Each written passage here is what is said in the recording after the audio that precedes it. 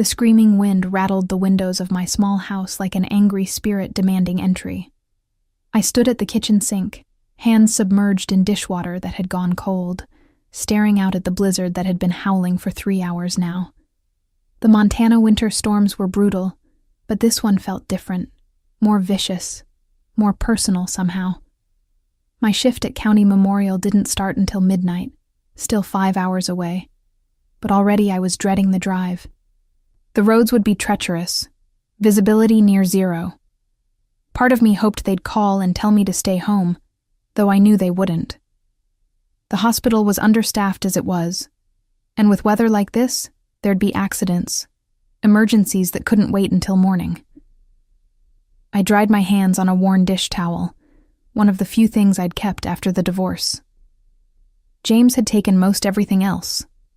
Or rather, I'd let him take it. After discovering his affair with his dental hygienist, I'd wanted nothing that reminded me of our 8 years together. This house, isolated and imperfect, was mine alone. Some days that felt like freedom. Other days, like tonight, it just felt lonely. The wind shrieked again, and I heard something else beneath it, a sound that didn't belong. I pressed closer to the window, cupping my hands around my eyes to block the reflection of my kitchen light. Through the swirling snow, I could barely make out the dark shape of the road that ran past my property.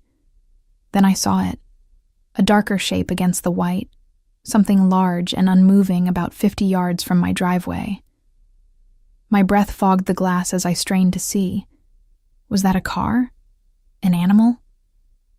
The wind cleared the snow for just a moment, and my heart lurched. A person. Someone was lying in the snow by the side of the road. I didn't stop to think. My nurse's training kicked in immediately.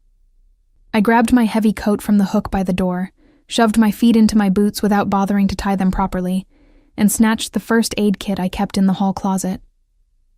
The wind nearly tore the door from my hands when I opened it, and snow immediately pelted my face with stinging force. The cold was shocking, even though I'd lived through 28 Montana winters. The temperature had to be well below zero with the wind chill. No one could survive long out here. I fought my way down my driveway, every step an effort against the wind that seemed determined to push me back toward the warmth of my house. As I got closer, I could see it was definitely a person, a man, lying face down in the snow. He wore dark clothes, no coat that I could see, and even in the dim light from my porch, I could see blood, too much blood, staining the white snow around him a shocking crimson. "Sir," I called out, dropping to my knees beside him, barely feeling the cold through my jeans. "Sir, can you hear me?" No response. I pressed my fingers to his neck, searching for a pulse, and nearly sobbed with relief when I found one, weak but present. He was alive, but wouldn't be for long if I left him out here. He was heavy, probably close to 200 pounds of solid muscle, and dead weight besides. I managed to roll him onto his back, and the porch light caught his face. Even covered in blood and snow, I could see he was handsome, probably in his mid-30s, with dark hair and strong features. But what caught my attention more was the wound on his side. His shirt was torn and soaked with blood, and I could see what looked like a bullet hole. A bullet hole. My mind raced. I should call the police, report a shooting. But something made me hesitate. The nearest police station was 30 miles away in town. In this storm, they wouldn't get here for hours, if at all. This man would die before they arrived. I made my decision in seconds. I hooked my arms under his shoulders and began dragging him toward my house. It was agonizingly slow work. Several times I nearly fell, my boots sliding on the ice beneath the snow.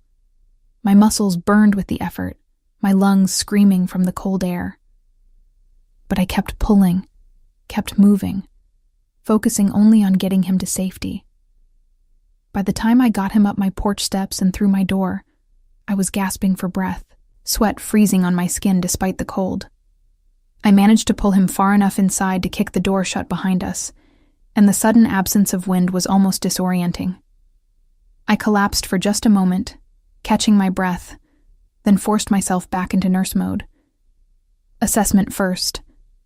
I pulled off my gloves with my teeth and pressed my fingers to his neck again. His pulse was thready but still there. His breathing was shallow, rapid. Signs of shock, blood loss. I grabbed scissors from my first aid kit and cut away his shirt, my hands surprisingly steady despite my racing heart. The bullet wound was in his left side, just below his ribs. Through and through, I noted with relief. I could see both entry and exit wounds. That was good. Meant the bullet hadn't lodged inside. But he'd lost a lot of blood. I packed both wounds with gauze, applying as much pressure as I dared. His skin was ice cold beneath my hands, his lips starting to turn blue. Hypothermia was setting in. I needed to get him warm, but first I had to stop the bleeding. "Stay with me," I muttered, more to myself than to him. "Come on, stay with me." I worked quickly, efficiently, falling into the rhythm I'd learned over 7 years as an ER nurse. Apply pressure, check vitals, assess for other injuries.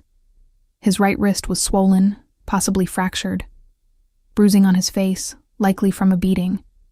But the bullet wound was the immediate concern. After what felt like hours, but was probably only 10 minutes, the bleeding had slowed to a trickle. I wrapped his torso with an entire roll of medical bandage, tight enough to keep pressure on the wound, but not so tight as to restrict his breathing. Then I focused on warming him up. I managed to half drag, half carry him to my couch, no small feat given his size and my exhaustion. I stripped off his wet clothes, trying not to think about the intimacy of undressing a stranger, focusing only on the medical necessity. His body was covered in scars, I noticed. Old wounds that told stories of a violent life. What had this man been through? I covered him with every blanket I owned, then cranked up the heat in my small house until it was almost uncomfortable. His lips were still blue, his skin still dangerously cold. I knew I should probably take him to the hospital, but the storm was getting worse, not better. The wind howled like a wounded animal, and snow piled against my windows in growing drifts. I was trapped here with a wounded stranger, a man who'd been shot, and I had no idea who he was or why someone had tried to kill him. As if summoned by my thoughts, his eyes suddenly opened. They were dark, almost black in the dim light of my living room, and they fixed on my face with an intensity that made me catch my breath. He tried to sit up, and I pressed a hand gently to his chest. "Don't move," I said, using my calm nurse voice. "You've been shot. You've lost a lot of blood. You need to stay still." His hand, surprisingly strong given his condition, gripped my wrist. "Where am I?" His voice was rough like gravel, but there was intelligence in those dark eyes, alertness that surprised me given his injuries. "My house," I answered honestly. "I found you on the road outside. You were bleeding in the snow. I brought you inside." Something flickered in his expression, emotion I couldn't read. "You shouldn't have done that." His grip on my wrist tightened, not painfully, but firm enough that I couldn't pull away. "Do you know who I am?" "No," I admitted, my heart starting to pound. "Should I?" He studied my face for a long moment, as if trying to determine if I was lying. Then, apparently satisfied, he released my wrist, and his hand dropped back to his side. "Better if you don't." "I'm a nurse," I said, trying to keep my voice steady. "I see a wounded person. I help them. It's what I do. I don't need to know who you are." "A nurse." He closed his eyes briefly. "Lucky me." "You were shot," I continued, falling back on clinical detachment. "The bullet went through your side, missed any major organs as far as I can tell. But you've lost significant blood. You probably have hypothermia. Your wrist might be fractured. You need to be in a hospital." "No hospital." His eyes opened again, fixing me with that intense stare. No police. No one can know I'm here. A chill ran through me that had nothing to do with the cold. I have to report gunshot wounds. It's the law. The law, he repeated, and something like bitter amusement crossed his face. The law doesn't apply to people like me. People like him. What did that mean? My mind raced through possibilities. None of them good. Criminal? Fugitive? The scars on his body? The bullet wound? His insistence on secrecy all painted a picture I didn't want to see. I saved your life, I said quietly. I dragged you out of a blizzard and patched you up. The least you can do is tell me your name. He was silent for so long I thought he wouldn't answer. Then, Dominic. Dominic, I repeated. I'm Sarah. Sarah. The way he said my name sent an unexpected shiver down my spine. You should have left me in the snow, Sarah. Why? I asked, even though part of me was afraid of the answer. Because now you're in danger too. His eyes were starting to close again, exhaustion and blood loss pulling him back under. If they find out you helped me, if they know I'm here, they'll come for you. They'll kill you just for being in the same room with me. My mouth went dry. Who will? Who's trying to kill you? But he was already unconscious again, his breathing evening out into the shallow rhythm of sleep. Or maybe shock. I checked his pulse again, relieved to find it stronger than before. The warmth and my amateur medical attention had stabilized him, at least for now. I sat back on my heels, staring at this stranger, this Dominic, who'd brought danger to my doorstep along with his wounds. Every instinct screamed at me to call the police, to get him out of my house. But the nurse in me, the part that had taken an oath to do no harm, couldn't bring myself to throw a wounded man back into the storm. The wind rattled my windows again, and I pulled my coat tighter around myself. I'd made my choice when I dragged him inside. Now I'd have to live with the consequences, whatever they might be. I just hoped I'd survive them. I didn't sleep that night. I couldn't.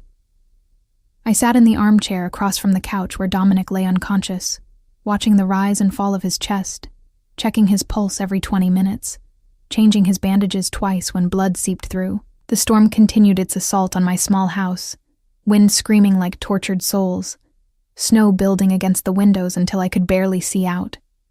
Around 4 a.m, I finally allowed myself to close my eyes for just a moment.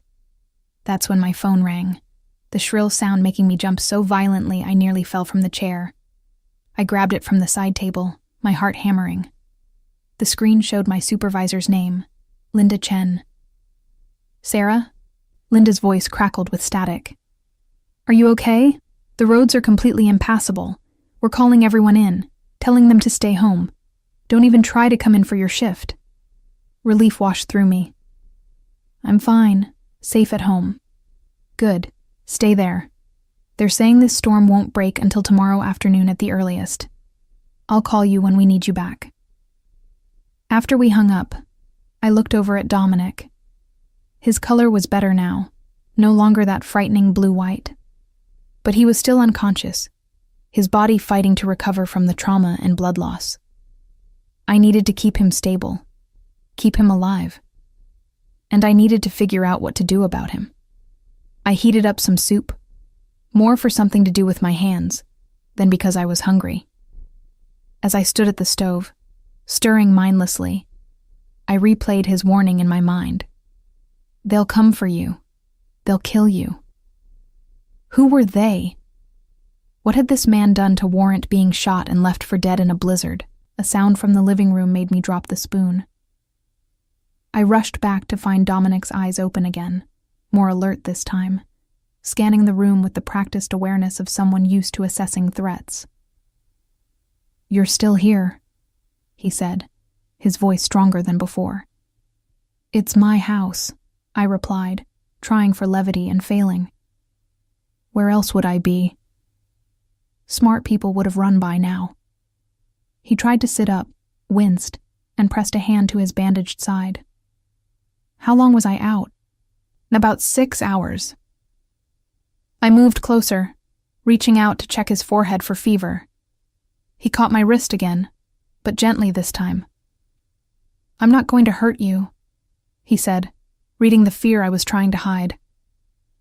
"If I wanted to hurt you, I would have done it already. That's not as reassuring as you think it is." I pulled my wrist free and stepped back. "You need to drink something. You've lost a lot of fluids." I brought him water, helped him sit up enough to drink without choking. His hand trembled slightly as he gripped the glass, the first sign of weakness I'd seen.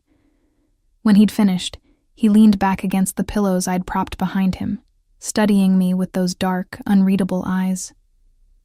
"You don't recognize me at all," he said. It wasn't a question. Should I? A ghost of a smile crossed his lips. Most people in Montana know my face. Most people west of the Mississippi, actually. My stomach tightened. "Why?"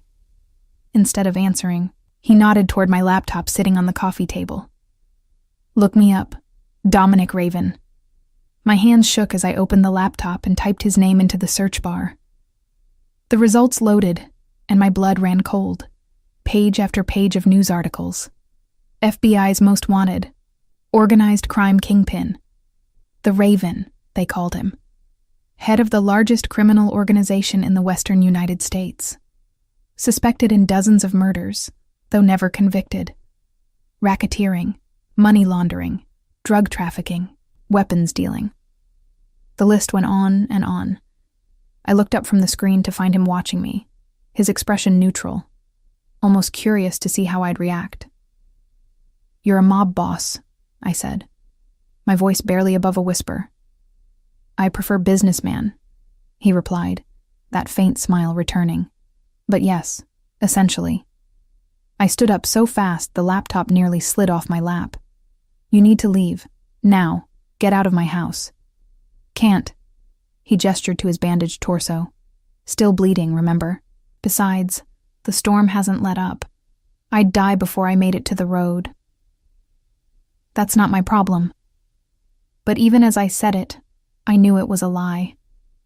I couldn't throw a wounded man out into the storm, criminal or not.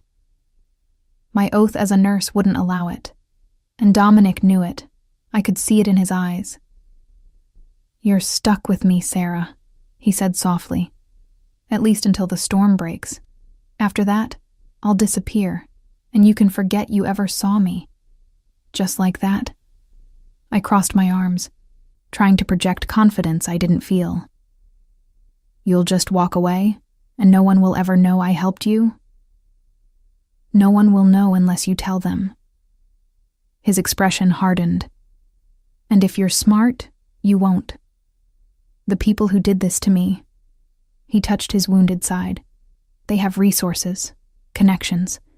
If they find out you helped me, they'll assume you know something, that I told you something. They'll come after you." "Who are they?" "Rivals, enemies. Take your pick." He closed his eyes briefly. "I have more than I can count." The wind chose that moment to rattle the windows again, as if emphasizing how trapped we were together. I looked at this man, this dangerous criminal who shouldn't be alive, who I'd saved without knowing what he was. Part of me wanted to demand he tell me everything. Another part, the wiser part, wanted to know nothing at all. "I need to check your bandages," I said finally, falling back on the professional distance of a nurse. "And clean the wound properly. If it gets infected, then I die and your problem solves itself," he finished. "I don't want you to die," I admitted. "I don't want anyone to die, even criminals." Something shifted in his expression, a softness I hadn't expected. "You're too good for this world, Sarah Mitchell." I froze. "How do you know my last name?" He nodded toward my mail on the kitchen counter, visible from the couch, an envelope with my name and address printed clearly on it. "Right." I felt foolish for my moment of panic. Of course he could see my mail. But it reminded me how observant he was, how he missed nothing despite his injuries. I spent the next hour tending to his wounds. The bullet holes were clean, no signs of infection yet, but they needed proper sutures. I'd done field suturing during my training, but never anything this serious outside a hospital setting. My hands were steady as I worked, muscle memory taking over, but my mind raced. This man was a killer. The articles had been clear about that. People had died because of him, because of his orders. Yet here I was, carefully stitching his flesh, trying to save his life. What did that make me? Complicit? A fool? Both? "You're good at this," Dominic observed, watching me work with surprising calm. Most people would have flinched at the needle, but he barely reacted. "I've been a nurse for 7 years," I said, focusing on my stitches. "ER mostly. I've seen my share of trauma." "Why here?" he asked. "You could work anywhere. Better hospitals, bigger cities, better pay." I like the quiet. It was only partially true. I'd moved here after the divorce, wanting to disappear, to start over somewhere no one knew me or my failures. And I'm good in emergencies. Small hospitals need that. "You're wasted here." I looked up sharply. "You don't know anything about me. I know you dragged a 200-pound stranger out of a blizzard," he said quietly. "I know you patched me up instead of calling the cops. I know you're scared right now, but you're not running. That tells me plenty." His words settled uncomfortably in my chest. I finished the last stitch and bandaged him again, clean white gauze that would probably need changing again in a few hours. "Rest," I instructed. "Your body needs time to heal." "Worried about me, nurse?" There was something almost teasing in his tone. "Worried about what happens if you die in my living room," I corrected. "That's a lot harder to explain than a missing person." He laughed, a rough sound that made him wince and press a hand to his side. "Fair enough." As I gathered the medical supplies, I felt his gaze on me, studying, assessing. It should have made me uncomfortable. Instead, I felt something else. A strange awareness. An unwanted curiosity about this man who lived in a world so different from mine. "Get some sleep," he said. "You've been up all night. I'll still be here when you wake up." "How do I know you won't just leave?"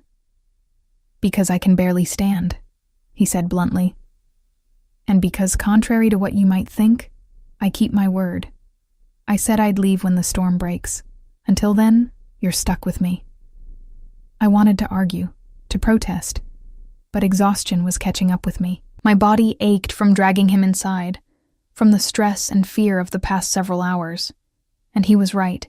He wasn't going anywhere in his condition. "Fine," I said. "But if you so much as think about trying anything..." "You'll what?" He raised an eyebrow. "Call the police? We've established that's not an option for either of us." He had a point. I was harboring a fugitive, whether I'd intended to or not. If the police found out, I could lose my nursing license, maybe even face criminal charges. I'd saved his life, and in doing so, I'd tied my fate to his. I retreated to my bedroom, but left the door open so I could hear if he moved. I lay down on top of the covers, still fully dressed, my phone clutched in one hand. Just in case. Sleep took me under within minutes, a heavy, dreamless sleep born of exhaustion. When I woke, gray afternoon light was filtering through my bedroom window. The wind had finally died down, though snow still fell steadily outside. I sat up, disoriented for a moment, then remembered. Dominic, the wounded mob boss in my living room. I hurried out of my bedroom, half expecting to find him gone despite his promise. But he was still there on the couch, awake and watching the doorway as if he'd been waiting for me to emerge. "Storm's breaking," he observed. "Another few hours and the roads might be passable." "Good." I tried to sound relieved, but the word came out flat. "Then you can leave." "Eager to be rid of me?" eager to get my life back to normal. He laughed again, that rough sound. Normal. That's a nice fantasy. What's that supposed to mean? Before he could answer, his phone, which I'd found in his pocket and placed on the coffee table, began to buzz. He picked it up, glanced at the screen, and his entire demeanor changed. The relaxed, almost playful attitude vanished, replaced by cold calculation. "I have to take this," he said, his voice hard. "Leave the room. This is my house. Leave the room." There was no mistaking the authority in his voice, the command of someone used to being obeyed instantly. I retreated to the kitchen, but I could still hear his side of the conversation. He spoke in what sounded like Italian, his voice low and rapid. I couldn't understand the words, but I understood the tone, danger, urgency, anger. When he finally ended the call, silence filled the house, a silence somehow more frightening than the storm had been. I emerged from the kitchen to find him trying to stand, his face pale with effort. "What are you doing? You'll tear your stitches." "I need to leave. Now." "You can barely stand. You've lost too much blood." "They know I'm alive," he said, his jaw tight with pain or anger or both. "They know someone pulled me from that road. They're coming to find out who." My blood turned to ice. How? How could they possibly know? Because I'm not answering my phone. Because my GPS went dark in this location. He managed to get to his feet, swaying slightly. Because they know I wouldn't just disappear unless I was either dead or being protected by someone. "You need to tell me who they are," I demanded. "If someone's coming after me, I deserve to know why." He looked at me for a long moment, something like regret crossing his features. "Viktor Kozlov. Russian mob. I've been undermining his operations for months, taking his territory, his men. He decided to eliminate the problem. By shooting you and leaving you in a blizzard. By having his men ambush my car, shoot me and dump me on a back road where no one would find me until spring." He pressed a hand to his side, his stitches clearly causing him pain. "But you found me. And now Kozlov knows someone did. He'll send people to investigate, to find anyone who might have seen something." "I live alone," I said, trying to convince myself as much as him. "No one knows you're here. How would they even find this place?" "They'll canvass every house on this road, every property within miles of where I was found. And when they talk to you, they'll know you're lying. Trust me, they're good at spotting lies." Fear clawed at my throat. What do I do? "You run," he said bluntly. "Pack a bag, get in your car, and drive as far from here as you can. I can't just leave my life behind. Better your life than your life." He moved toward the door, each step clearly agonizing. "I'm sorry, Sarah. I never meant for you to get caught up in this." "Wait." I grabbed his arm, feeling the tension in his muscles even through his borrowed shirt. "If I run, won't that make me look guilty? Make them think I know something?" He paused, considering. "Probably." "So running won't help. Staying won't help. Either way, I'm a target." "Welcome to my world," he said grimly. We stood there, inches apart, the reality of the situation settling over us like a shroud. I'd saved his life, and in doing so, I'd marked myself for death. There was no going back, no undoing what I'd done. "Then I guess you're not leaving after all," I said quietly. "What?" "If they're coming here anyway, you might as well stay. You said it yourself, you can barely walk. Where exactly were you planning to go?" "I have people. Safe houses. They'll come get me." "How long until they can get here? In this weather?" He didn't answer, which was answer enough.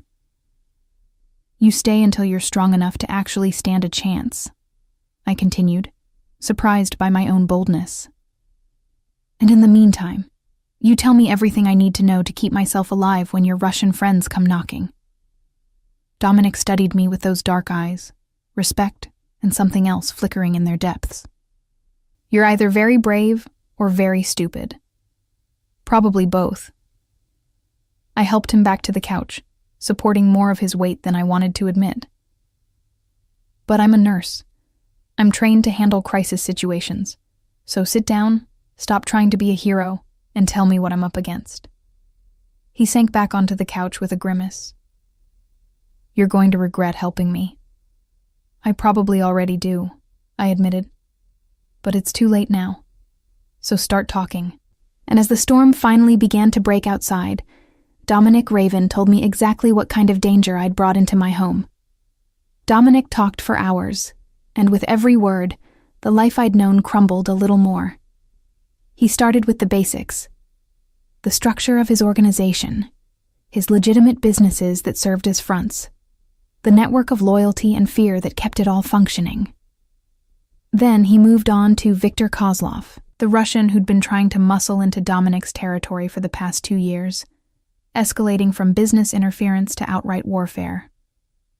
3 months ago, Kozlov made his move, Dominic said, shifting on the couch to find a more comfortable position.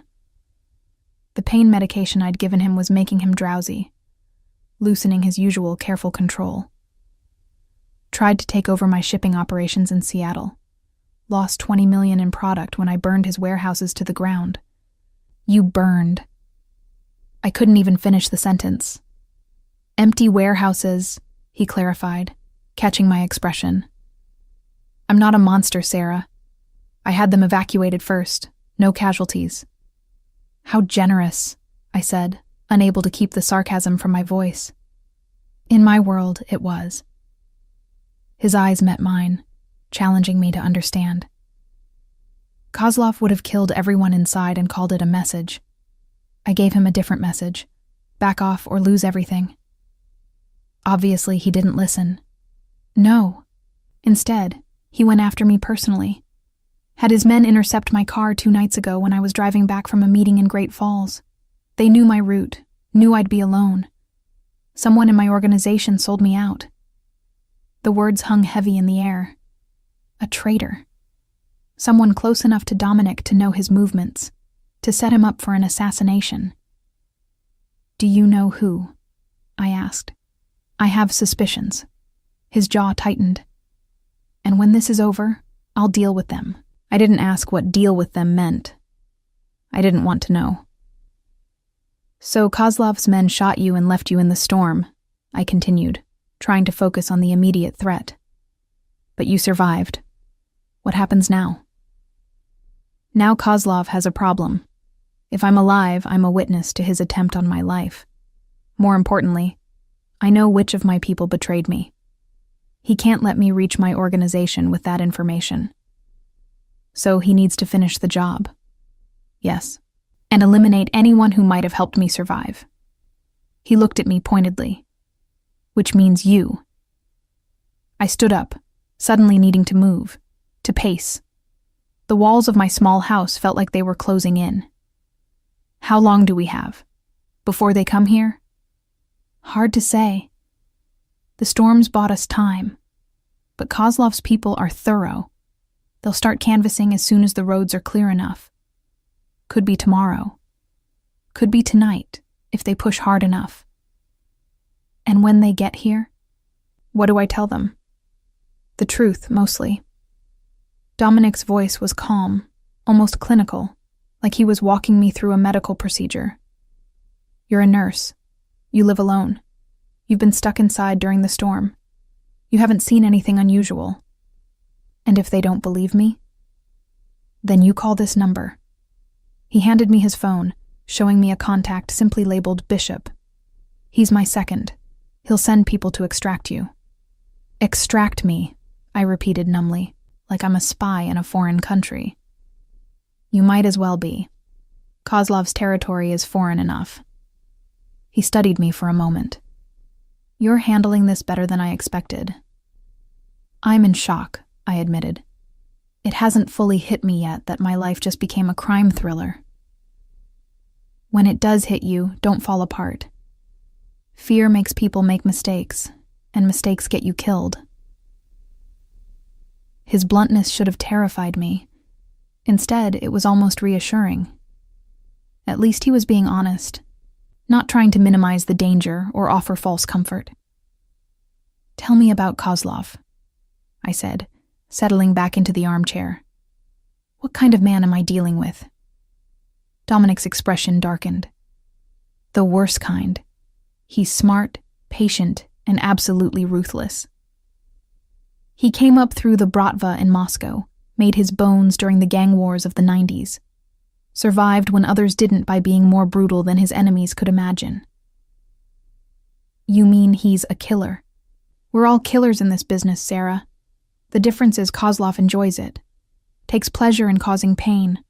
I've seen what he does to people who cross him." He paused, something almost like emotion crossing his face. "It's not quick. It's not clean. And he makes sure there's an audience."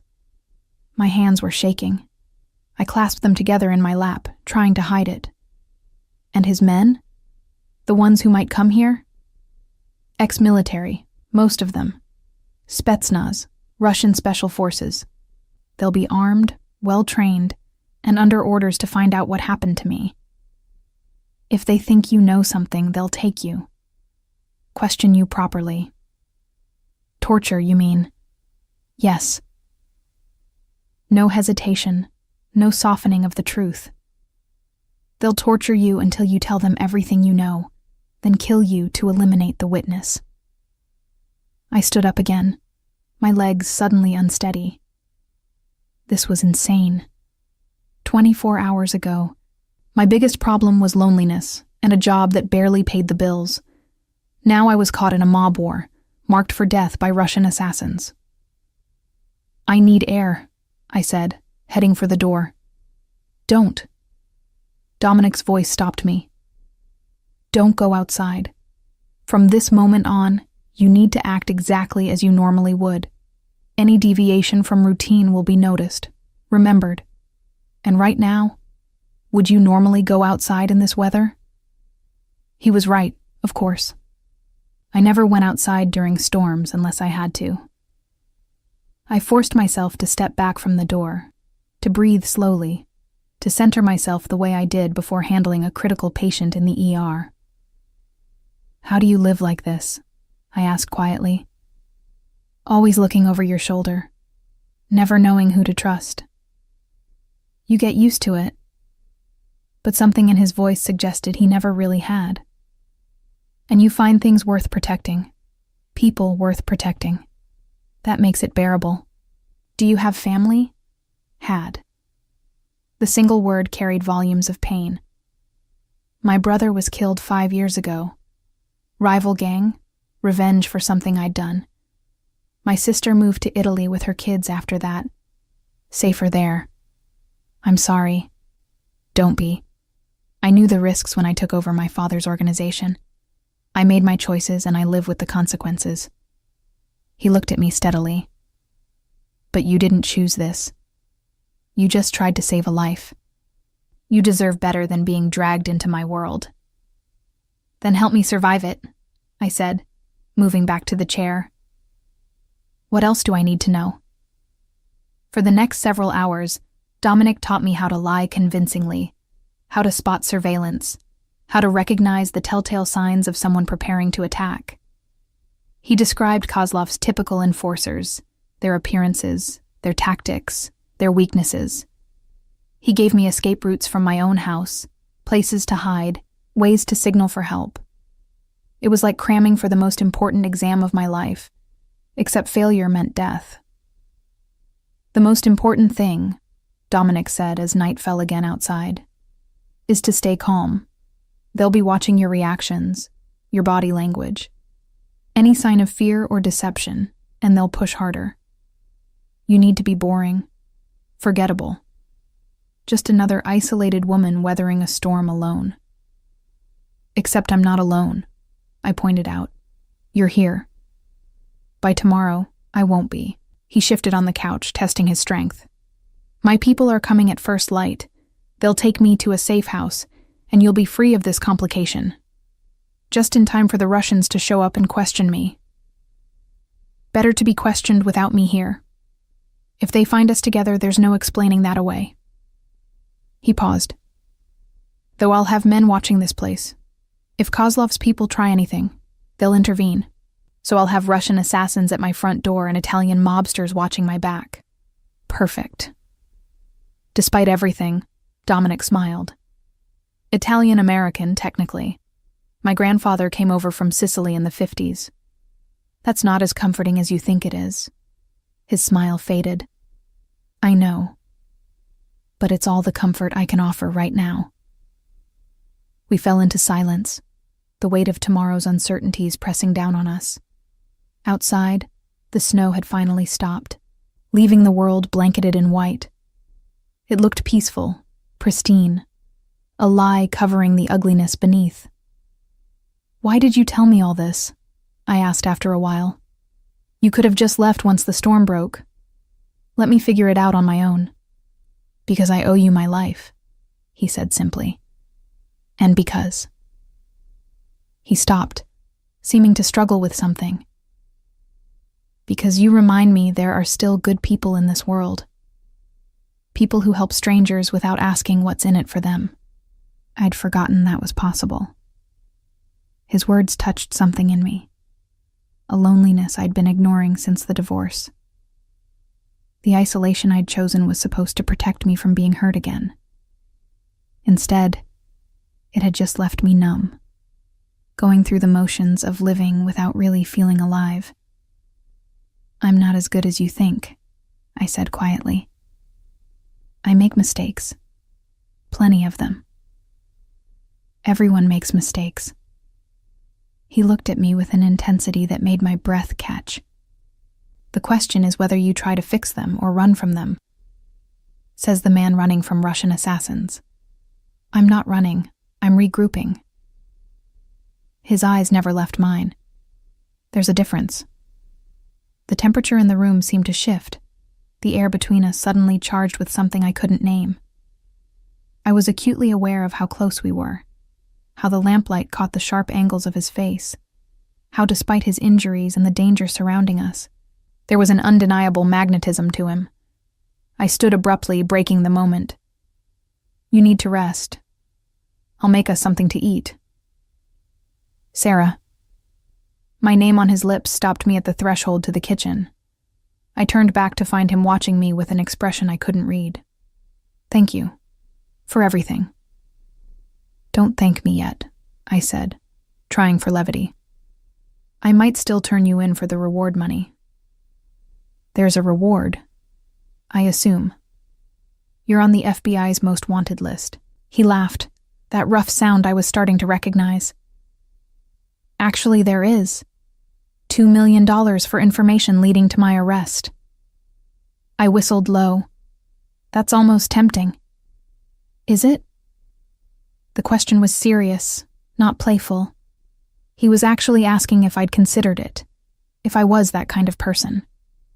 "No," I admitted. "I'm not. For better or worse, I saved your life, and I don't take that lightly. Whatever you've done, whatever you are, that's between you and your conscience. I'm just trying to keep us both alive." Something in his expression softened. "You're a rare woman, Sarah Mitchell. So I've been told." I turned back toward the kitchen before I could do something stupid, like walk back to him, like touch his face, like forget entirely that he was a dangerous criminal who'd brought death to my doorstep. But as I prepared our meal, hands moving through familiar motions while my mind raced, I couldn't escape the truth settling in my chest. Saving Dominic Raven's life might be the best or worst decision I'd ever made. And I had a feeling I'd find out which very soon. Dawn came too quickly, pale sunlight glinting off snow that seemed to stretch endlessly in every direction. I stood at my kitchen window, coffee mug cradled in both hands, watching the road for signs of approaching vehicles. My nerves were frayed from another sleepless night, this time spent hyper-aware of every sound, every creak of the house settling, imagining threats in every shadow. Behind me, I heard Dominic moving around my living room, testing his strength. He'd spent the last hour doing careful exercises, stretching, walking slowly from the couch to the window and back. The color had returned to his face, and though he moved with obvious pain, he was far steadier than he'd been yesterday. "Your people should be here soon," I said without turning around. "Are you sure you're well enough to move?" "I don't have a choice." His voice came from directly behind me, close enough that I could feel his body heat. I hadn't heard him approach, a reminder of how quietly he could move despite his injuries. "The longer I stay, the more danger you're in." "I'm already in danger." I turned to face him, suddenly angry at the unfairness of it all. "You said so yourself. Kozlov knows someone helped you. Whether you're here or not won't change that." "No, but if they find you alone, with no connection to me, they might believe you're innocent. If they find us together." He didn't finish the thought. He didn't have to. A sound in the distance made us both freeze, the low rumble of an engine. Dominic moved to the window, peering through the curtains with the wariness of a hunted animal. 2 SUVs, black and sleek, were making their way up my snow-covered driveway. "That's them," he said, his posture relaxing marginally. "My people." Relief and regret warred in my chest. Relief that he'd soon be gone, that the immediate danger in my home would be removed. Regret that I'd never know what happened next. Whether he survived, whether Kozlov eventually found him, whether I'd survive what was coming. The SUVs stopped in front of my house, and 4 men emerged, all wearing dark clothing, all moving with the same predatory grace as Dominic. The one who'd been driving the first vehicle approached my door, knocked 3 times, paused, then twice more. Some kind of signal. Dominic opened the door, and I got my first look at his world beyond the abstraction of news articles and his descriptions. These weren't businessmen. They were soldiers, hardened and dangerous, the kind of men most people cross the street to avoid. "Boss." The leader, a broad-shouldered man with graying hair and cold blue eyes, looked Dominic over with barely concealed concern. "Christ, they said you were dead." They were almost right. Dominic gestured them inside, and suddenly my small living room felt very crowded. "Bishop, meet Sarah Mitchell." She pulled me from the snow and patched me up. Bishop's eyes turned to me, assessing, calculating. I felt stripped bare under that gaze, like he could see every secret I'd ever kept. "Ma'am," he said with a slight nod, "we're in your debt." "She's not in the game, Bishop." Dominic's voice carried a warning. "She stays out of this. She's a civilian who made a mistake." "A mistake that saved your life," I corrected, stung by the dismissal. "A mistake that put you on Kozlov's radar," Dominic shot back. "Don't romanticize it." Before I could respond, one of the other men spoke up, a younger guy with a scar running down his left cheek. "We need to move, boss. Intel says Kozlov's people are already in the area, going door to door." My stomach dropped. How close? "They hit the Hendersons' place an hour ago, about 5 miles down the road." Bishop pulled out his phone, showing me a map with red dots marking locations. "They're being thorough. They'll be here by this afternoon, maybe sooner." "Then we need to get you out of here now," Dominic said to me. "What? No. This is my home." Which they already know about. He turned to Bishop. "Get her to the safe house in Kalispell. Keep her there until this blows over." "I'm not going anywhere," I protested. "If I disappear right before Kozlov's men show up, that'll look even more suspicious." "She's right," Bishop admitted reluctantly. Running now would confirm their suspicions. Dominic's jaw tightened, frustration clear in every line of his body. "Then what do you suggest? We leave her here to face Kozlov's interrogation team alone? We leave her here with protection, Bishop said. Hidden protection. 2 men watching the house from a distance. If things go sideways, they intervene. And if Kozlov's men spot them first, they won't. Bishop's voice carried absolute certainty. Marco and Tony are the best we have. They'll be invisible. Dominic looked at me, something like desperation in his eyes. You don't have to do this. You could disappear right now. Start over somewhere Kozlov would never find you. With what money? I asked practically. I have maybe $3,000 in savings. That wouldn't get me far, and I'd be looking over my shoulder for the rest of my life. I took a breath, steadying myself. Besides, I'm tired of running. I ran from my marriage when it fell apart.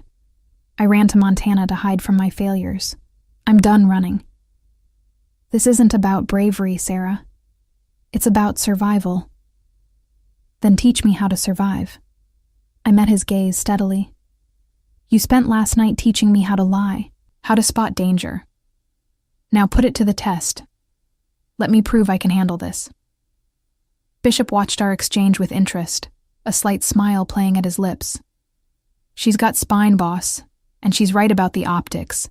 If she stays, acts normal, there's a chance Kozlov's people will write her off as a dead end. And if they don't, then Marco and Tony do what they do best. Bishop's smile turned cold. Problem solved. Dominic stared at me for a long moment, and I could see the war raging behind his eyes. Part of him wanted to throw me over his shoulder and carry me to safety whether I agreed or not. Another part, the part that respected my autonomy, my right to choose, was forcing him to let me stay. Fine, he said finally. But you follow Bishop's protocols exactly. No improvisation, no heroics. If they take you, you know nothing. You're just a nurse who was home during the storm. I understand. Do you? He moved closer, his voice dropping.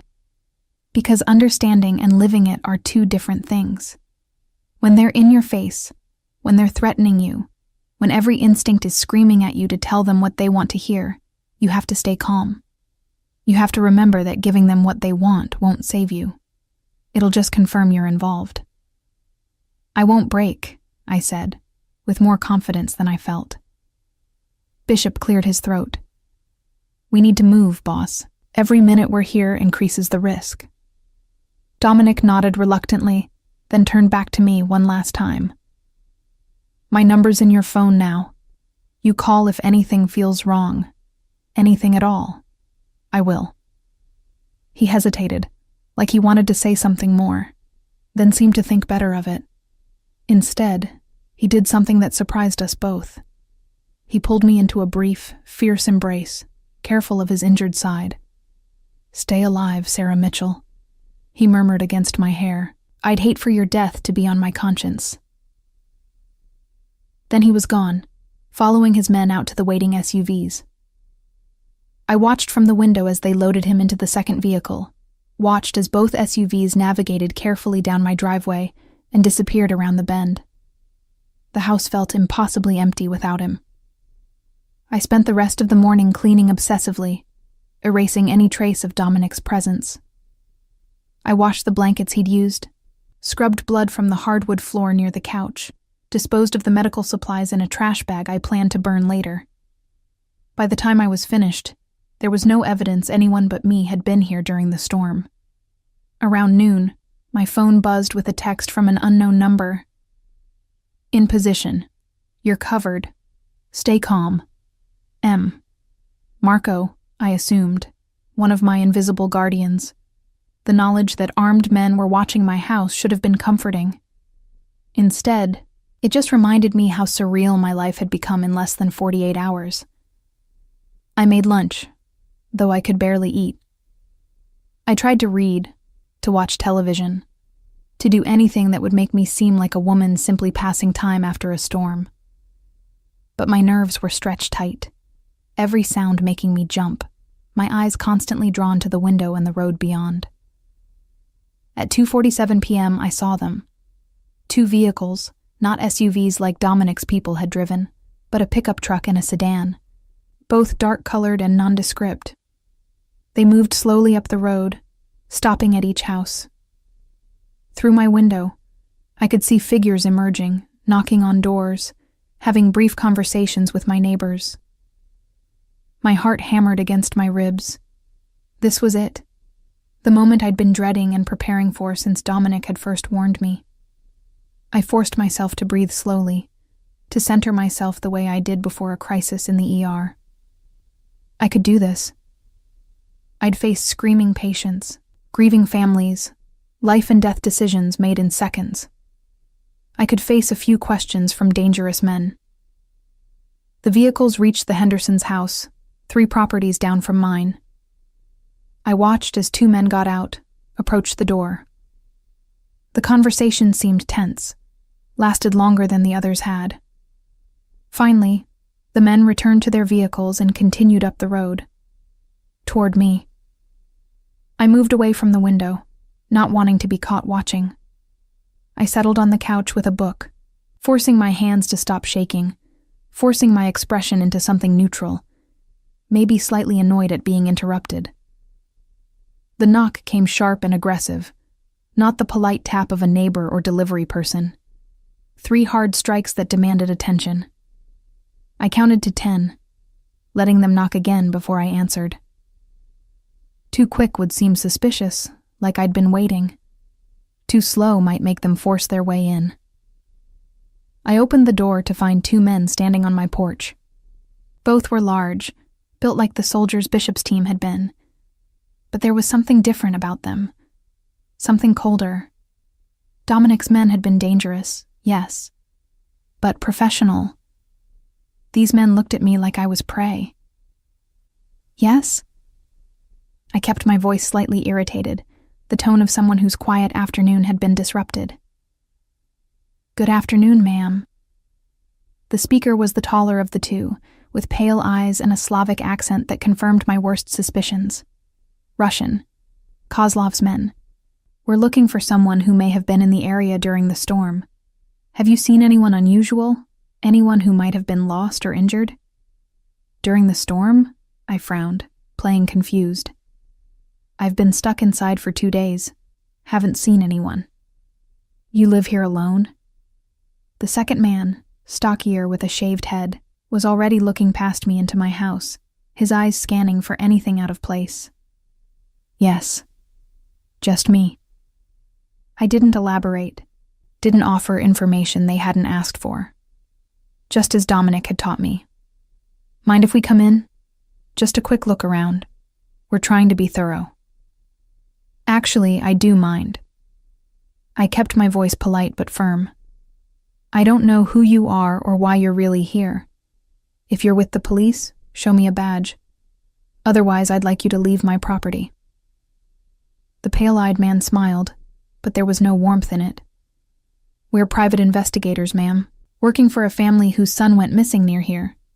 We just want to make sure he didn't seek shelter during the storm. Like I said, I haven't seen anyone. Now, if you'll excuse me. The stocky one moved suddenly, his boot wedging in the door before I could close it. It'll just take a minute, miss. We won't touch anything. My pulse spiked, but I forced myself to stay calm. This was a test, I realized. They were pushing to see how I'd react, whether I'd panic or fold. I said no. I met his eyes without flinching. You can either leave now, or I can call the sheriff and report you for trespassing and attempted home invasion. Your choice. For a long moment, we stood there in a silent standoff. Then the pale-eyed man put a hand on his partner's shoulder, pulling him back. Of course, ma'am. We apologize for the intrusion. But his eyes never left mine, studying, assessing. If you do see anyone, or remember anything unusual, would you give us a call? He handed me a card with a phone number, no name, no company affiliation. Sure. I took the card without looking at it. They started to leave, but the pale-eyed man paused at the bottom of my porch steps. That's a lot of medical supplies for someone who lives alone. You a nurse or something? My blood ran cold. How did he know about the medical supplies? Had they been watching the house before they knocked? Had they seen me disposing of the trash earlier? ER nurse, I answered, keeping my voice steady. Old habits. I like to be prepared for emergencies. Smart. He smiled that cold smile again. You never know when someone might need help. Then they were gone, walking back to their vehicles with the casual confidence of predators who knew their prey couldn't escape. I watched them drive away, not moving from the doorway until they disappeared from view. Only then did I let myself collapse against the doorframe, my legs suddenly weak. My hands were shaking so badly I could barely hold on to the card they'd given me. I'd done it. I'd faced them, lied to them, sent them away. But I knew this wasn't over. The way that man had looked at me, the way he'd mentioned the medical supplies, he suspected something. Maybe not the full truth, but enough to keep me on their list. My phone buzzed. A text from the same unknown number. You did good. They're gone for now. Stay alert, I typed back with trembling fingers. They knew about the medical supplies. The response came quickly. We know. Stay inside. Don't answer the door again tonight. I locked the door, checked every window, closed all the curtains. Then I sat on my couch in the growing darkness, alone but not alone, protected by men I'd never met, hunted by others who saw me as a loose end that needed tying up. And somewhere out there, Dominic was making his own plans, fighting his own battles, plans that still somehow involved me, whether I wanted them to or not. My phone rang, making me jump. I didn't recognize the number, but something made me answer. Sarah. Dominic's voice, tight with concern. Bishop told me what happened. Are you all right? I'm fine. They bought it, I think. At least enough that they left. They'll be back. He didn't sugarcoat it. That was reconnaissance. Next time they'll come with more men, more questions. You need to leave now, tonight. My people can... No. I surprised myself with the firmness in my voice. I told you, I'm done running. Besides, leaving now would just confirm their suspicions. Sarah, please. You taught me how to survive this, Dominic. Now let me prove I can. He was silent for a long moment. When he spoke again, his voice was rough with emotion he couldn't quite hide. You're the most stubborn woman I've ever met. I'm a nurse, I reminded him. Stubbornness is a job requirement. A sound that might have been a laugh. Bishop's men will stay on you, round-the-clock protection. If anything changes, if they come back, you call me immediately. I will. And Sarah? A pause. Thank you. For not breaking. For being strong enough to face them. I had a good teacher. After we hung up, I sat in the darkness of my living room, thinking about how much had changed in 2 days. I'd gone from lonely and numb to terrified and hyper-alive. I'd saved a criminal's life, and in doing so, had somehow found a purpose I'd been missing since the divorce. I was in danger. Yes, real, immediate danger. But I was also fighting back, refusing to be a victim, refusing to let fear dictate my choices. And somewhere in all of this, I'd formed a connection with a man who should have been nothing but a patient, nothing but a complication. A connection that scared me almost as much as the Russian assassins did. Because Dominic Raven was dangerous in ways that had nothing to do with his criminal empire. He was dangerous because he saw me, really saw me, in a way no one had in years. Because when he looked at me, I didn't feel invisible anymore. And that, I was beginning to realize, might be the most dangerous thing of all. 3 days passed in a strange limbo. I returned to work at the hospital, Bishop's men following at a discreet distance, their presence a constant reminder that my life was no longer entirely my own. The Russians didn't return to my house, but I felt them watching, waiting, gathering information. Dominic called every night, ostensibly to check on my safety, but our conversations gradually evolved into something else. Something neither of us seemed willing to name. We talked about my work, his childhood in Brooklyn, my failed marriage, his complicated relationship with his father's legacy. We talked about everything except the obvious, that with each passing day, the distance between us felt less like safety and more like loss. On the fourth night, he asked me to meet him. "It's not safe," I protested, even as part of me thrilled at the prospect of seeing him again. "Nowhere's safe right now," he countered. "But this is as close as I can offer. There's a cabin about 40 miles north of you. Completely isolated, secure. My men will bring you." "Why?" I asked. "Why risk it?" A long pause. "Because I need to see you. Because..." He stopped, seeming to struggle with the words. "Because you're in this mess because of me, and I can't just leave you to face it alone. You deserve answers. Real answers. Not the sanitized version I gave you that first day." 2 hours later, I was in the back of an SUV, Marco driving in careful silence while Tony, the scarred one, rode shotgun. The winter night was clear and cold, stars brilliant in the unpolluted Montana sky. We turned off the main road onto a barely visible track, wound through dense forest for 20 minutes, finally emerging at a cabin that looked like something from a postcard. Warm light glowed in the windows. Smoke curled from the chimney. It should have looked welcoming, but I knew better. This was a fortress disguised as a retreat, probably armed to the teeth and monitored by surveillance I couldn't see. Dominic met me at the door. He looked better than when I'd last seen him. Stronger, though he still moved carefully, protecting his healing wounds.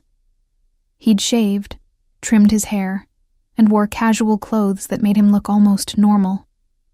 Almost. "You came," he said, and I heard relief in his voice. "Did you think I wouldn't?" I wasn't sure. He stepped aside to let me enter. "Come in. It's warmer inside." The cabin's interior was unexpectedly comfortable, all wood and stone with expensive furnishings that spoke of money spent on quality rather than flash. A fire crackled in a massive stone fireplace. Wine and food were laid out on a rustic wooden table. "You went to a lot of trouble," I observed. "You saved my life. Seemed like the least I could do was feed you properly." He gestured to the table. "Hungry?" We ate in relative silence at first, the awkwardness of the situation settling over us. Here we were, a nurse and a mob boss, sharing wine and conversation like normal people, pretending the danger and violence didn't exist outside these walls. "Bishop tells me Kozlov's people have been asking about you in town," Dominic said finally, breaking the comfortable silence. "Carefully, not obviously, but they're definitely interested in the nurse who lives alone on Cedar Ridge Road." "I know. I've noticed them watching the hospital. Different faces, but always someone there." I took a sip of wine, grateful for its warmth. "How long until they make their move?" "Depends on what else they find. Right now, you're just a possibility, a potential loose end. But if they get confirmation that I survived, if they trace any connection between us..." He didn't finish the thought. "Then they'll come for me properly. Not just to question, but to eliminate." "Yes." His hands tightened on his wineglass. "Which is why I'm offering you a way out. Complete protection. A new identity. Relocation to anywhere in the world you want to go. I have resources, Sarah. I can make you disappear so thoroughly even Kozlov would never find you." "And in exchange?" "Nothing." He met my eyes. "No strings, no obligations. Just my way of trying to fix the disaster I brought into your life." I studied him across the table, this complicated man who'd somehow become central to my thoughts in such a short time. "You really mean that, don't you? You'd just let me go, set me up with a new life, never see me again." "If that's what you want," Yes. And if it's not what I want? Something flickered in his eyes, hope warring with caution. Then we need to talk about what comes next. Because there's something I haven't told you. Something about why I was really on that road the night you found me. My pulse quickened. I'm listening. He stood, moving to stare into the fire, his back to me. The meeting I was coming from in Great Falls, it wasn't business as usual. It was a setup, deliberately arranged by someone in my organization to get me alone, vulnerable. Someone working with Kozlov. Your traitor. Yes, but here's what I didn't tell you. I knew it was a setup. I went anyway, because I needed to know who it was, needed them to reveal themselves. The bullet wound, being left in the storm, that was the price of confirmation. I stared at his back, trying to process this. You let yourself get shot? I had a backup plan. Men who were supposed to intercept before it got that far. But Kozlov had more people in place than we anticipated. My backup was delayed, and suddenly I was bleeding out in a snowstorm. He turned to face me. Then you came along and saved my life, completely derailing both Kozlov's plan and mine. So I was just a complication in your elaborate scheme. At first, maybe. But then. He moved back to the table, sat down, his eyes never leaving mine. Then I got to know you. Your strength, your compassion, your stubborn refusal to be intimidated. And I realized you weren't a complication. You were a variable I hadn't accounted for. One that changed everything. Dominic, let me finish. He reached across the table, his hand covering mine. I've spent 10 years in this life, Sarah. 10 years building power, making deals, eliminating threats. I'm good at it. Too good. And somewhere along the way, I forgot there was anything else. Any other way to live. And now? Now I'm sitting across from a woman who risked her life to save a stranger.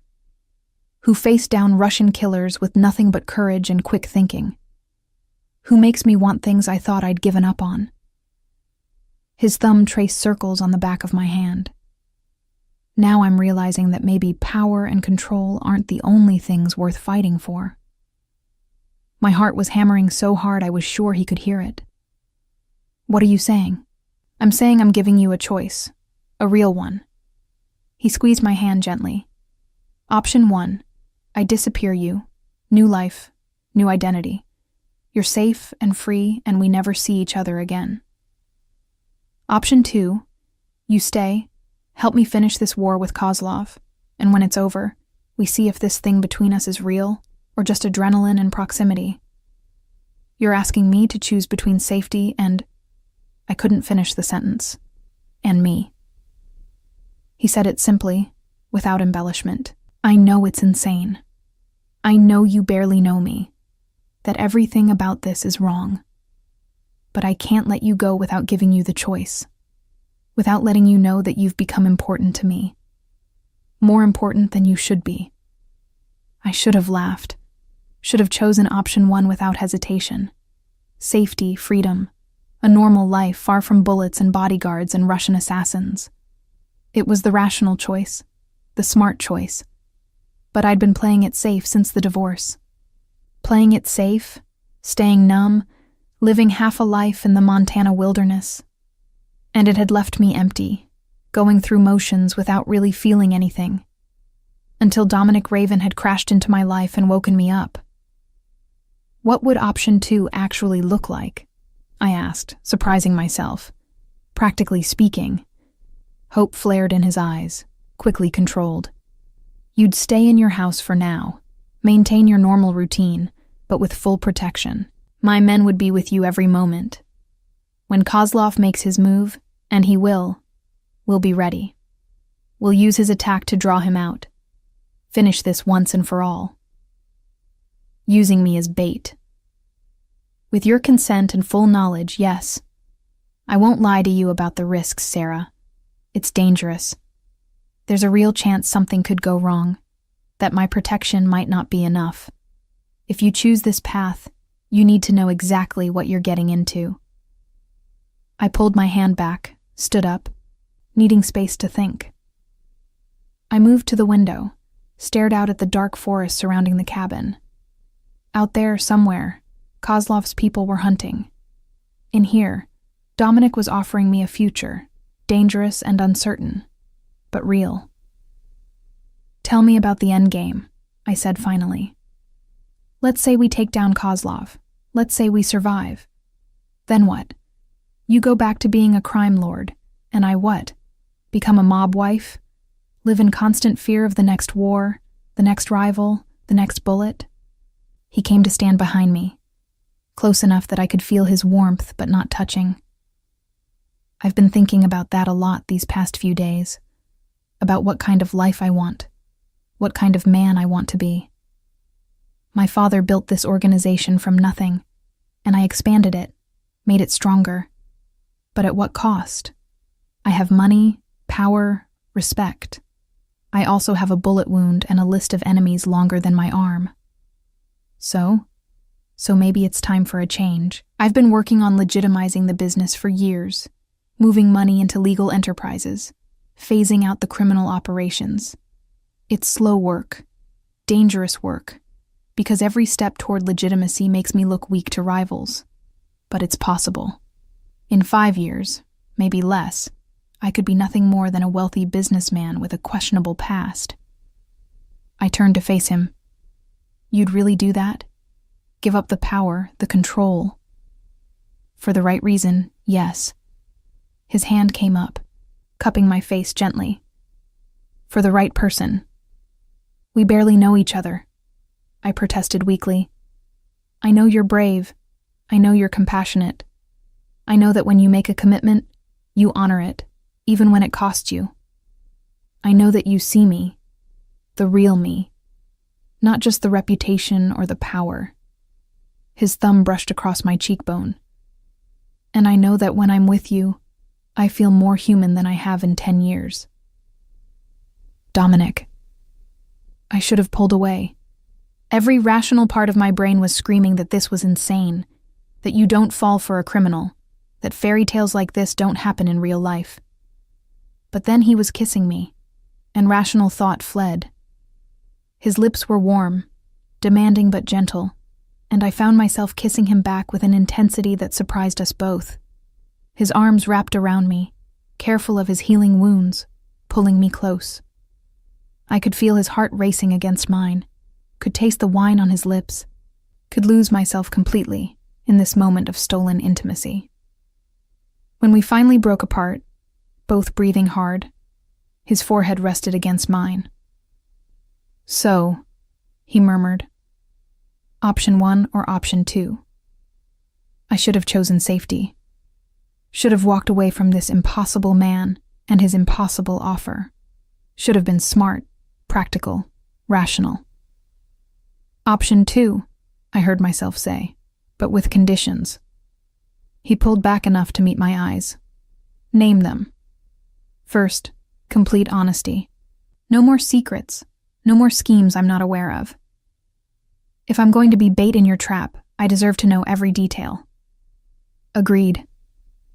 "Second, after Kozlov is dealt with, you start legitimizing immediately.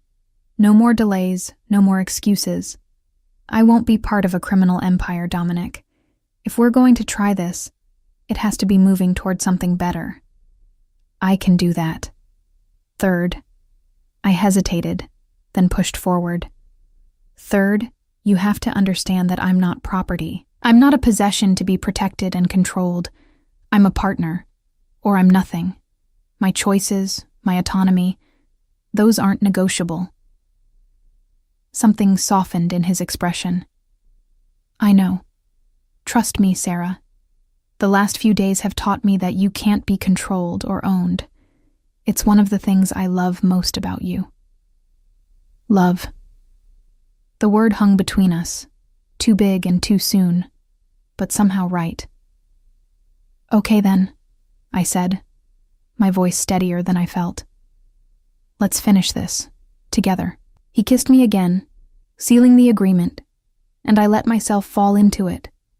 Into him. Into this impossible choice that felt more right than any safe decision I'd ever made. Outside, the Montana winter night stretched on, cold and dark and full of danger. But inside this cabin, in Dominic's arms, I felt warmer and more alive than I had in years. Tomorrow we'd plan. Tomorrow we'd prepare for whatever Kozlov would throw at us.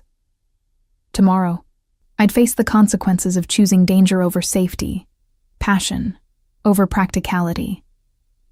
But tonight, we had this.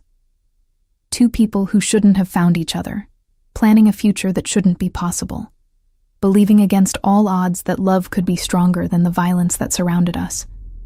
It was reckless. It was dangerous. It was probably the worst decision I'd ever made. And I'd never been more certain of anything in my life. The plan was simple in concept, treacherous in execution. We'd make it impossible for Kozlov to resist.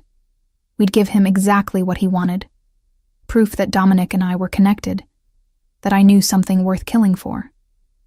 And then, when he sent his people to eliminate us both, we'd be waiting. "You understand what we're asking you to do?" Bishop asked me 2 days later, his expression grave. We were back at the cabin, a dozen of Dominic's people surrounding us, going over the operation for the third time. "I'm going to make it obvious I'm hiding something," I recited. "Act nervous around town, make calls from public places where I can be overheard, behave like someone with a secret. Give Kozlov enough to convince him I'm worth grabbing." "And when they take you," Dominic added, his jaw tight with tension he couldn't quite hide, "you'll have this." He held up what looked like an ordinary medical alert bracelet. GPS tracker, panic button, and a listening device. "We'll know exactly where you are and what's happening every second." "Until they find it and remove it," I pointed out. "Which is why you'll also have this." He showed me a small capsule, no bigger than a pill. "Swallow it before they take you. It'll transmit your location for 72 hours. Completely undetectable." I took the capsule, turning it over in my fingers. My life had become something out of a spy thriller. 3 weeks ago, my biggest concern had been whether to get a cat for company. Now I was preparing to be kidnapped by Russian mobsters, wearing tracking devices, and planning an ambush that could end with multiple people dead. "What if something goes wrong?" I asked, voicing the fear we were all thinking. "What if they move me before you can get there? What if they don't take me where you expect?" "Then we adapt." Dominic's hand covered mine, warm and solid. "But Sarah, if at any point you want out, if this becomes too much, just say the word. We'll find another way." There is no other way. I'd spent the past 2 days thinking about little else. Kozlov won't stop until he's eliminated every possible witness to his attempt on your life. That means me. Running would just delay the inevitable. At least this way, we're choosing the battlefield. "She's right," Marco said from his position by the window. He'd barely spoken during the planning sessions, but when he did, everyone listened. "Kozlov's getting impatient. His people are making more obvious moves, taking bigger risks. He wants this finished." "Which means he's vulnerable," Bishop added. "Impatient men make mistakes. We just need to give him the right opening." The meeting broke up an hour later, everyone moving to their assigned positions. The trap was set. Now we just needed Kozlov to take the bait. Dominic pulled me aside as the others filed out. "Walk with me." We stepped out onto the cabin's porch, the cold air a shock after the warmth inside. Snow had started falling again, fat flakes drifting down in the afternoon light. It should have been peaceful, beautiful even. Instead, it felt like watching sand fall through an hourglass, counting down to something inevitable. "I need you to know something," Dominic said, staring out at the forest. "If this goes wrong, if I have to choose between catching Kozlov and keeping you safe, I'm choosing you. Every time. That's not the plan. I don't care. He turned to face me, his expression fierce. The plan is good. Solid, even. But plans go wrong, Sarah. Bullets fly in unexpected directions. Split-second decisions have to be made, and I need you to understand that my priority isn't revenge or finishing this war. It's you. Keeping you alive. Nothing else matters. His intensity should have scared me. Instead, it made me reach up and pull him down for a kiss, pouring everything I couldn't say into that connection. When we broke apart, his arms stayed around me, holding me close. We're going to survive this, I said against his chest. Both of us. And then, you're going to take me on a proper date.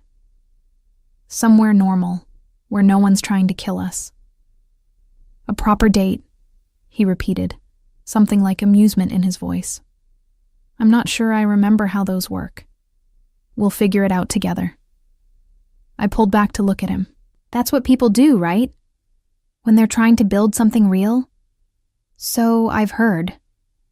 His thumb traced my jawline.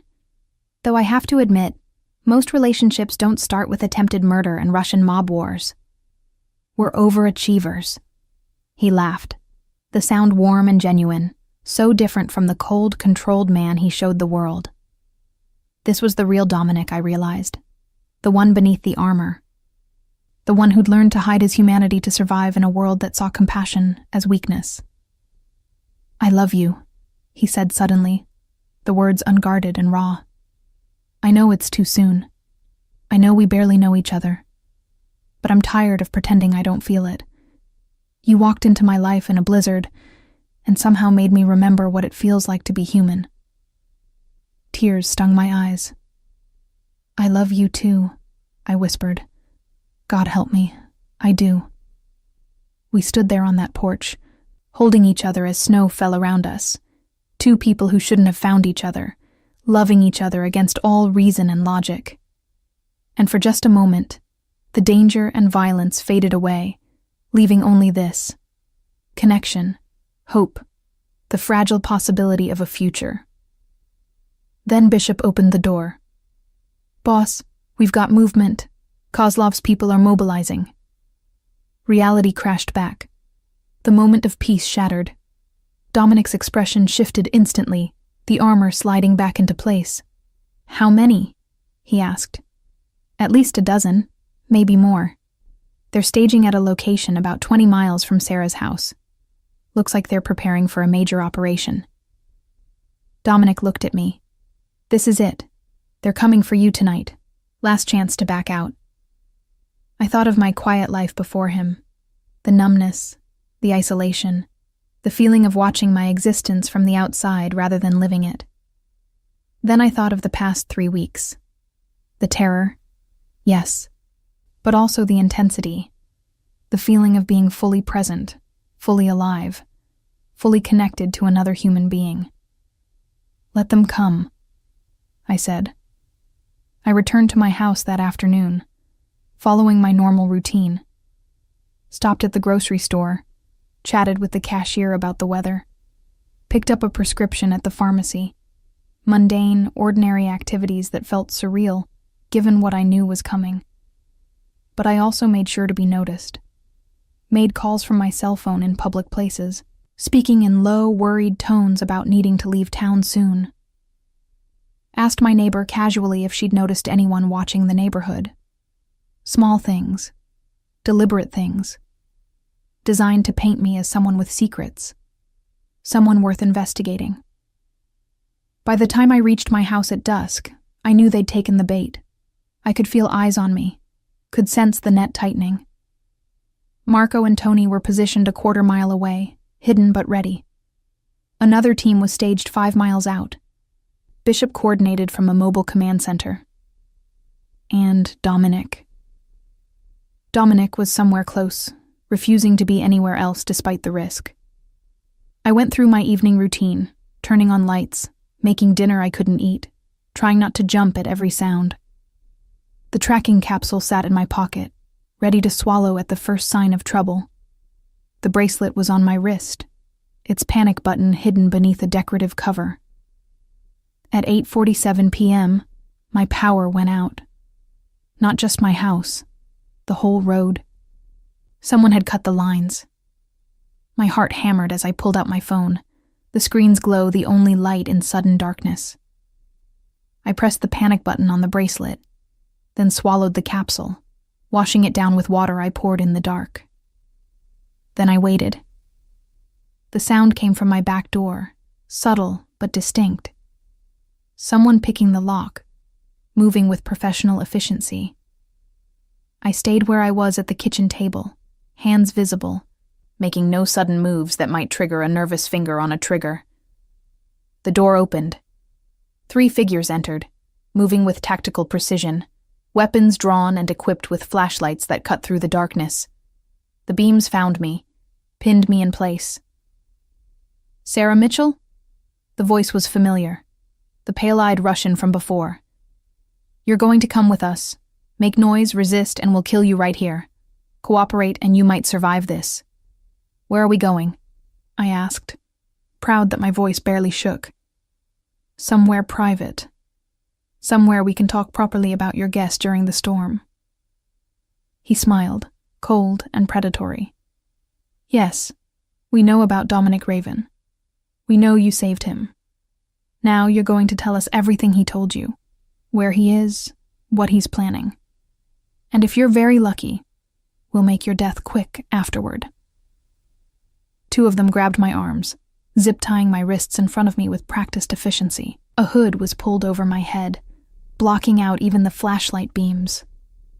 I fought down panic, focused on breathing, on remembering that I wasn't alone, that Dominic's people were tracking me, that this was part of the plan. They dragged me outside, the cold air hitting me even through the hood. I heard a vehicle door open, felt myself being shoved inside. The door slammed. The engine started. We were moving. I tried to track the turns, the time, anything that might help. But after the first few minutes, I was lost. They'd driven for maybe 20 minutes when the vehicle finally stopped. I was pulled out, marched across what felt like gravel, then inside a building that echoed with our footsteps. The hood was yanked off. I blinked in the sudden light, trying to orient myself. We were in what looked like an old warehouse, mostly empty except for a few scattered crates and a single chair positioned in the middle of the space. Bright work lights had been set up, creating harsh shadows. And standing near the chair, watching me with cold calculation, was a man I instinctively knew was Viktor Kozlov. He was smaller than I'd expected, maybe 5'8", with iron gray hair and the kind of face that revealed nothing.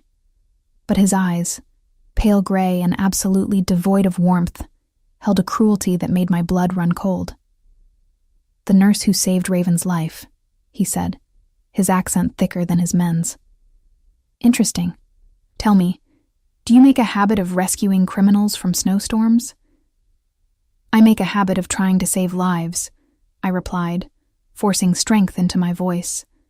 "That's what nurses do. Noble." He moved closer, circling me like a shark.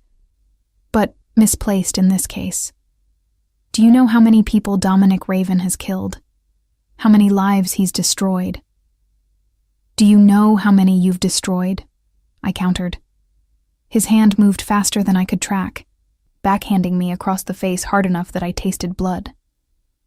My ears rang from the impact, but I forced myself to stay upright, to meet his eyes without flinching.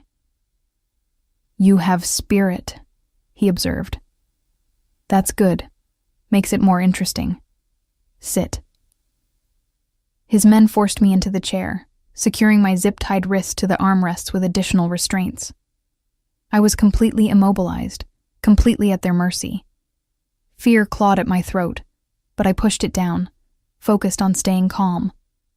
Kozlov pulled up a crate, sitting across from me like we were having a casual conversation.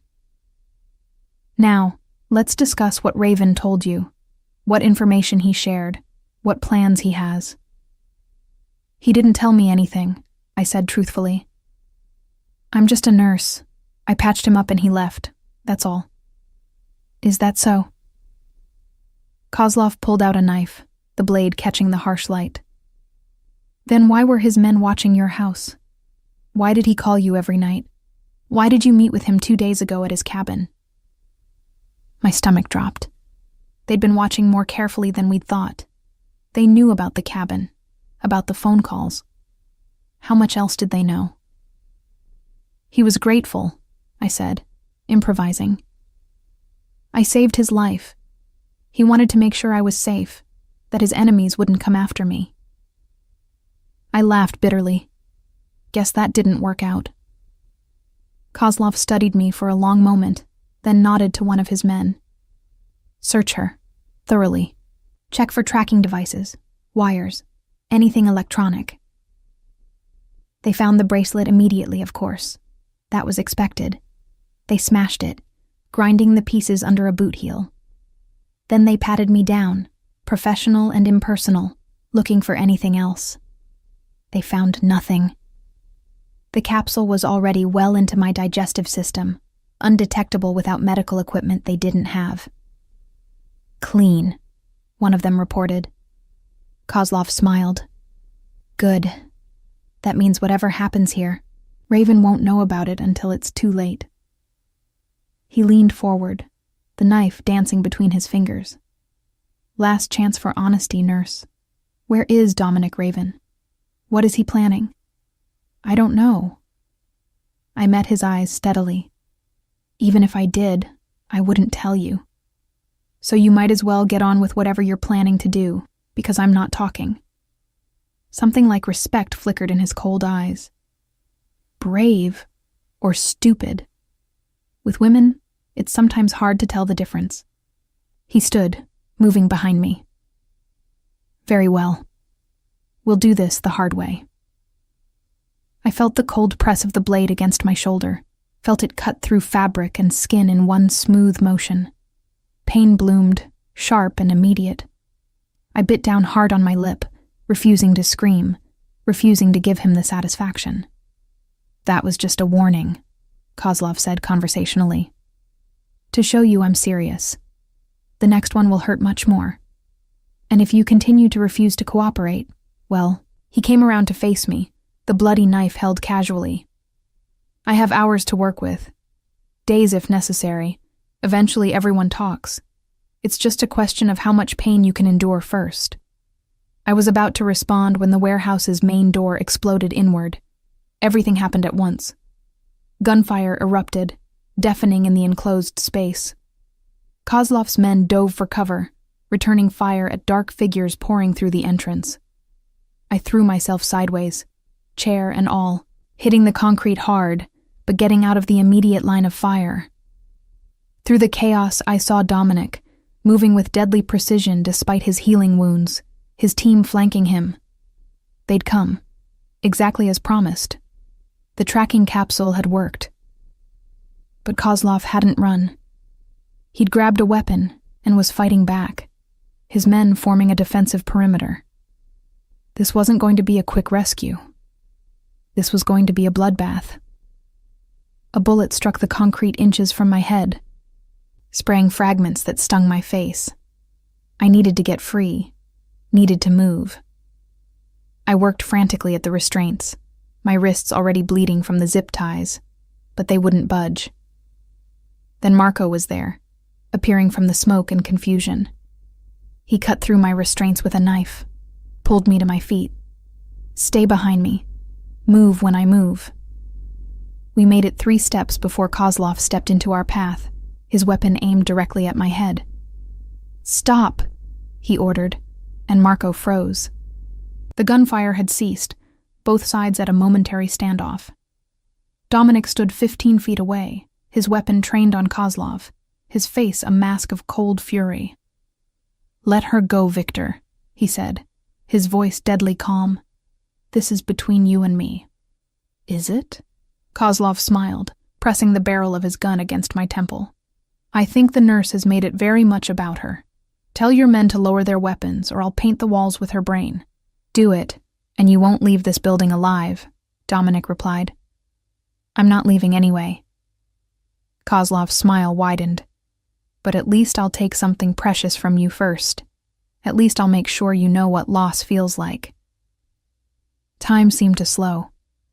I saw Dominic's finger on the trigger, saw the calculation in his eyes, saw him weighing the shot, the risk, the impossibility of making it before Kozlov could pull his own trigger. Saw him realize there was no clean solution, no way to save me without risking my death. I made the choice for him. I drove my elbow back into Kozlov's gut, twisting away from the gun's barrel as I moved. The weapon discharged, the bullet passing so close to my head I felt its heat. But it missed. And in that instant of distraction, Dominic fired. The bullet took Kozlov in the shoulder, spinning him away from me. Dominic's team surged forward, overwhelming the remaining Russians. It was over in seconds. The warehouse suddenly quiet except for the groans of the wounded and the ringing in my ears. Dominic reached me first, his hands on my face, my shoulders, checking for injuries with barely controlled panic. "Are you hurt? Sarah, talk to me." "I'm okay," I managed, though I was shaking so hard I could barely stand. "I'm okay." He pulled me against him, holding me like he'd never let go. I could feel his heart hammering, could feel the tremors running through him that matched my own. We'd survived. Against all odds, we'd actually survived. Kozlov was on the ground, Bishop standing over him with a weapon trained on his head. The Russian was still conscious, blood spreading from his shoulder wound, his expression one of bitter rage. "It's over, Victor," Dominic said, not releasing me. "Your people are dead or captured. Your organization in Montana is finished. You're finished." "You think killing me solves anything?" Kozlov spat. "I have people everywhere. They'll come for you, for her, for everyone you care about." "No," Dominic said calmly. "They won't, because I'm giving them a choice. Work for me or leave Montana entirely. Your empire here is mine now. And the first order I'm giving is that Sarah Mitchell is off limits. Anyone who touches her, anyone who even looks at her wrong, answers to me. That message will reach every criminal organization in the western states by morning." He looked down at me, something fierce and protective and possessive in his eyes. "She's mine," he said simply. "And I protect what's mine." Kozlov laughed, a bitter sound. "You've gone soft, Raven. Love makes you weak. It'll be your downfall." "Maybe," Dominic agreed. "But I'd rather fall with her than stand alone without her." Bishop made a call, and within minutes, sounds of approaching sirens filled the air.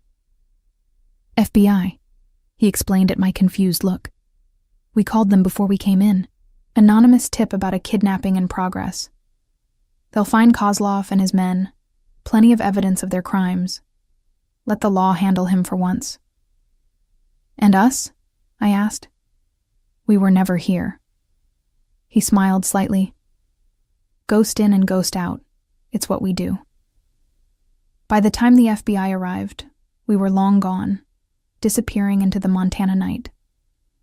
Marco drove while I sat in the back with Dominic, his arm around me, my head on his shoulder, both of us too exhausted for words. It was over. Really, truly over. Kozlov would spend the rest of his life in federal prison. His organization was scattered, leaderless. The threat had ended, and somehow, impossibly, I'd survived. "Where are we going?" I asked finally. "Home," Dominic answered. "Your place first, so you can pack. Then somewhere warm. Somewhere with beaches and sunshine and no Russian mobsters." "That sounds perfect." "We can stay as long as you want," he continued, his hand finding mine, our fingers intertwining. "Week, month, year.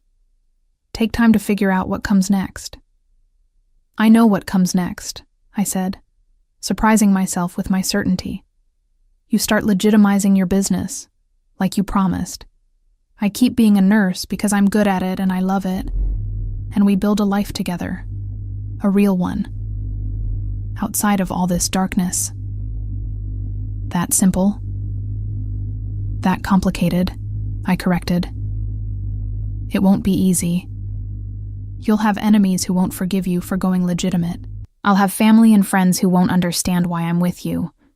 We'll have to work for this, fight for this. But yes, that's what comes next. He was quiet for a moment. When he spoke, his voice was rough with emotion. I don't deserve you, Sarah Mitchell. Probably not, I agreed, squeezing his hand. But you're stuck with me anyway. I saved your life, remember? That makes you my responsibility. His laugh was warm and genuine. Is that how it works? According to some ancient tradition I just made up, yes. We drove through the Montana night, leaving violence and danger behind, heading toward something new.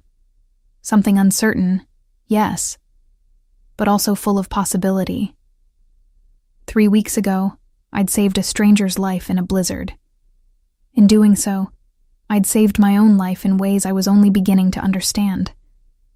I'd found purpose, passion, and a love I'd never expected. The road ahead wouldn't be easy. Dominic's past would cast long shadows. Building trust would take time. Creating a legitimate life from a criminal empire would take years. There would be setbacks, challenges, moments when we'd wonder if we'd made the right choice. But as I sat there in his arms, feeling the steady beat of his heart against mine, I knew with absolute certainty that we'd face it all together. Because some loves are worth fighting for, worth risking everything for, worth believing in even when logic says it's impossible.